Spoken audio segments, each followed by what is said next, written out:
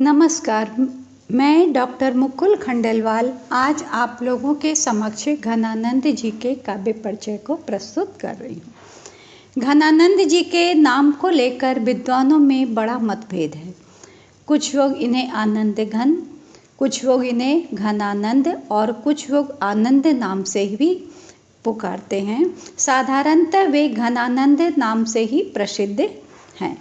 घनानंद जी का जन्म संवत 1746 के आसपास दिल्ली में तथा मृत्यु संवत 1796 में मथुरा पर जब नादिर शाह का आक्रमण हुआ था उसी समय हुई थी। आचार्य रामचंद्र शुक्ल जी और वियोगी जी की यही मान्यता है।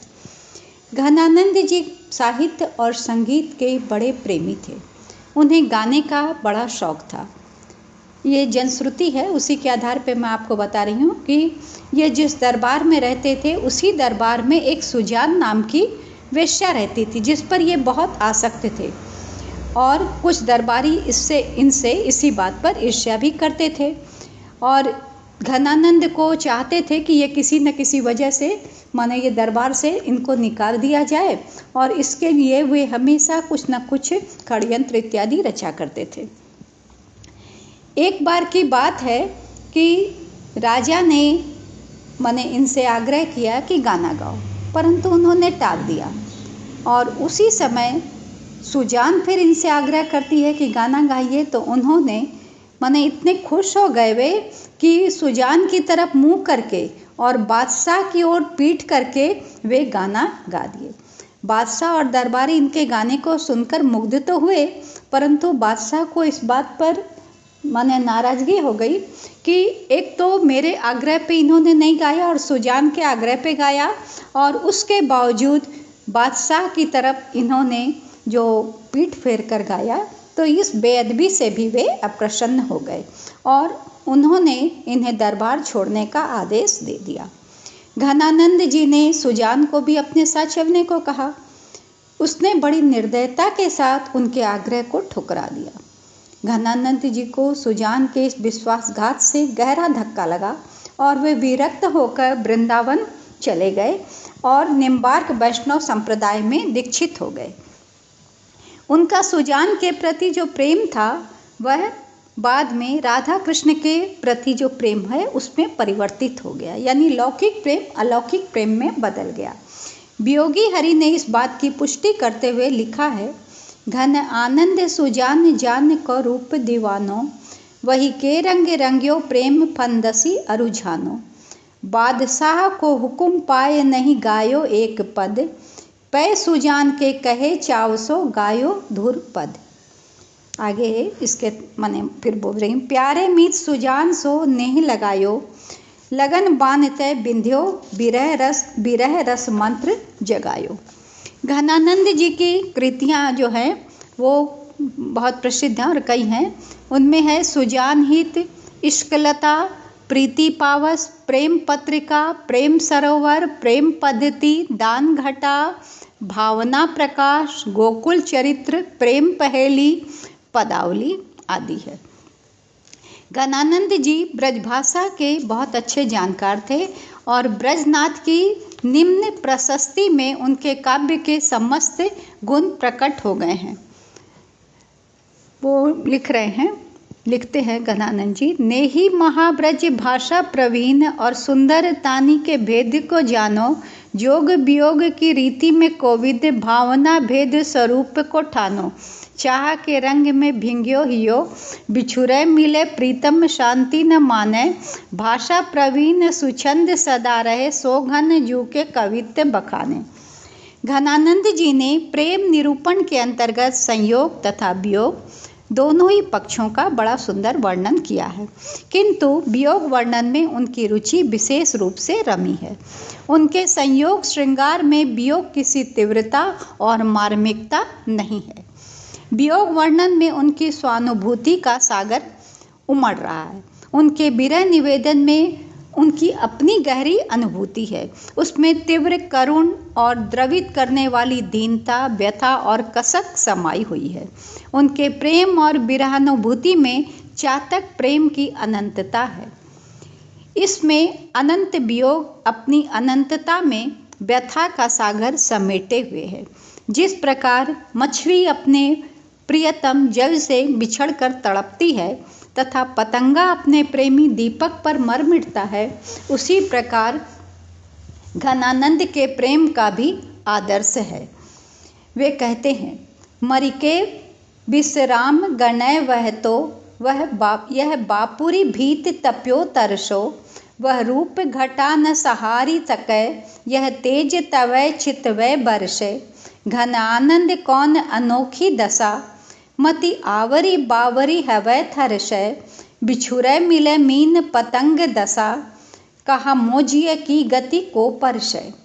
यथार्थ यह है कि घनानंद जी की जो विरहिणी की विरह दशा की समता मछली और पतंग से भी अपनी नहीं कर सकते हैं, क्योंकि उनका जीवन तो समूचा जीवन ही माने विरह में हो गया। मछली या पतंगा कुछ समय तो माने पतंग अपने प्रेमी के पास रहता, लेकिन इनको तो वो सुख नसीब नहीं हुआ, बल्कि बेवफाई इन्होंने अपने प्रियतमा की सही।